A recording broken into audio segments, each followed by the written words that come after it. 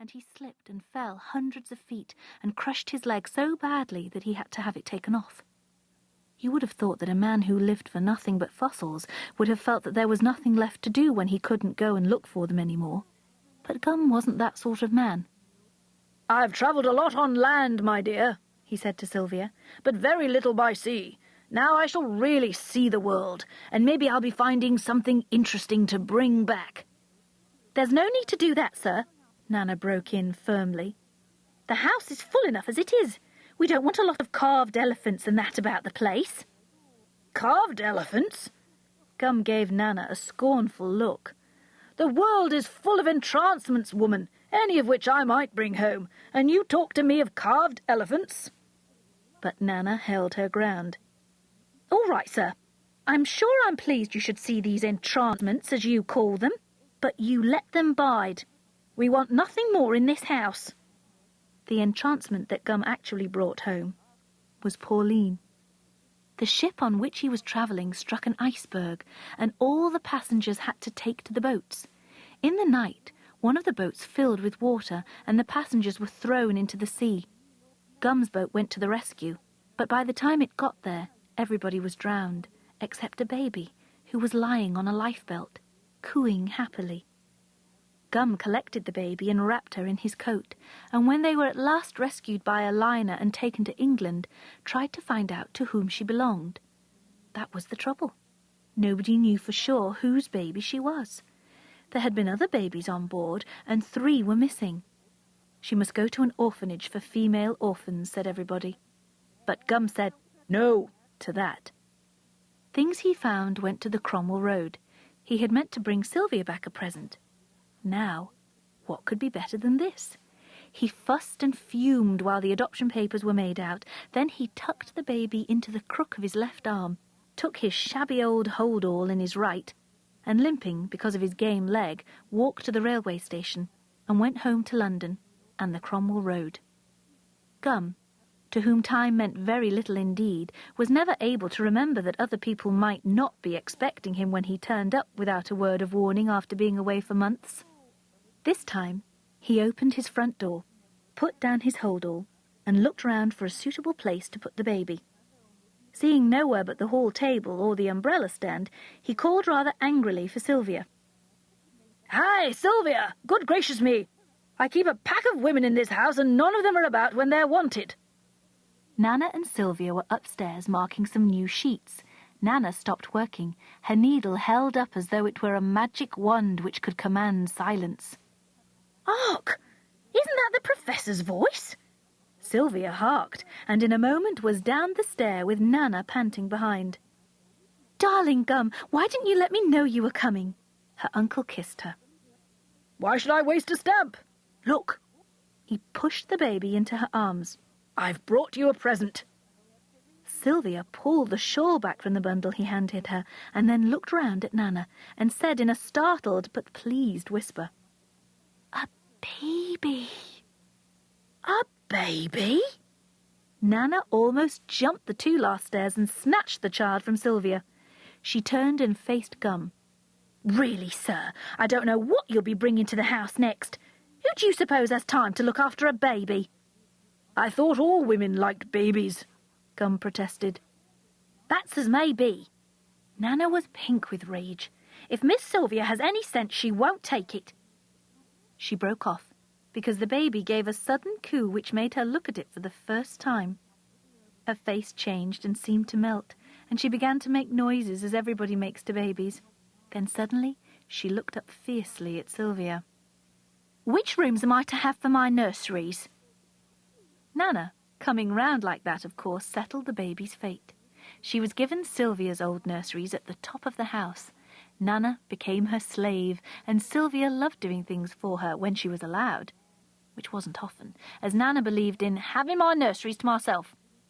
Cook and the parlour-maid and housemaid considered her a figure of romance. "Might be anybody, even royalty, saved like that from the ravening waves," Cook would say at the kitchen meals, and the 2 other maids would sigh and agree with her.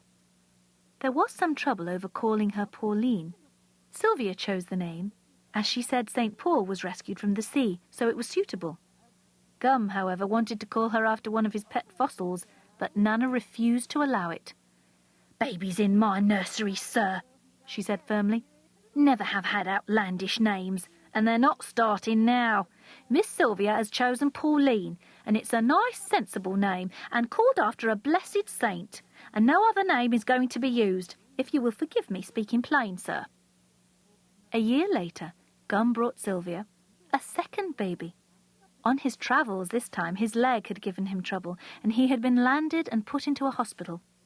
There he had made friends with a Russian, a shabby, depressed fellow who yet somehow conveyed the impression that he hadn't always been shabby and depressed, but had once worn gay uniforms and had swung laughing through the snow in his jingling sleigh amidst rows of bowing peasants.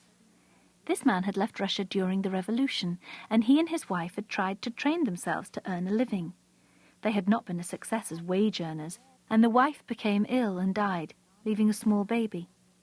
When the man Boris was going to die too, the nurses in the hospital were most concerned. "What shall we do?" they said, "because there is his little baby in the children's ward." "Don't trouble about that," Gum had answered airily. "We have one baby at home that I've adopted. We shall have another." Sylvia called this baby Petrova, as she had to have a Russian name, and it sounded a bit like Peter, and Nana thought that if one child were called after an apostle, the other should be. Nana did not even talk about not taking the baby this time. There were the nurseries, and there was Pauline. "Very nice for Pauline to have a companion," she said. Then she looked at Petrova, who was a dark, sallow baby, very different from the golden-haired, pink and white Pauline. "Let's hope this one has brains, for it's easy to see who's going to be Miss Plain in my nursery." Although Nana was quite pleased to welcome Petrova, she spoke firmly to Gum. "Now, sir, before you go away again, do get into your head this house is not a creche. 2 babies in the nursery is right and proper, and such as the best homes have a right to expect, but 2 is enough. Bring 1 more and I give notice, and then where'd you be, with you and Miss Sylvia knowing no more of babies than you do of hens?"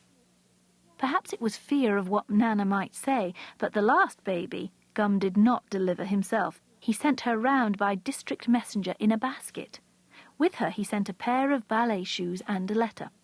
The letter said, "Dear niece, here is yet another fossil to add to those in my nursery. This is the little daughter of a dancer. The father has just died, and the poor young mother has no time for babies, so I said I would have her. All the mother had to give her child was the little pair of shoes enclosed. I regret not to bring the child myself, but today I ran into a friend with a yacht who is visiting some strange islands. I'm joining him, and expect to be away some years. I have arranged for the bank to see after money for you for the next 5 years, but before then I shall be home. Your affectionate uncle, Matthew. P.S. Her name is Posy. Unfortunate, but true." The sudden arrival of little Posy caused an upset in the nursery. Nana it was who took in the basket, and when Sylvia got in and went up to see the baby, she found her crumpled and rather pink, lying face downwards on Nana's flannel apron knee. Nana was holding an enormous powder puff, and she looked up as Sylvia came in. "This is too much, this is," she said severely. She shook a spray of fuller's earth over the baby. Sylvia looked humble. "I quite agree, Nana, but what are we to do? Here she is." Nana looked angrily at Posy. "It isn't right. Here we are with Pauline almost 4 and Petrova 16 months, and down you pop this little fly-by-night. 2's enough, I've always said. I told the professor so perfectly plain. Who is she? That's another thing I'd like to know." "Well, her name's Posy, and her mother is a dancer." "Posy? With the other 2 called as nice as can be after the holy apostles. That's a foolish sort of name." Nana gave a snort of disgust, and then, in case the baby should feel hurt, added, "Blessed lamb." "Right." Sylvia turned to the door. "Now I know how you feel. I'll make other arrangements for her. Perhaps an orphanage." "Orphanage?" Nana's eyes positively blazed. She pulled a tiny vest over Posy's unprotesting little head. "Who's thinking of orphanages? The professor's taken her, and here she stays, but no more. That's my last word." Well,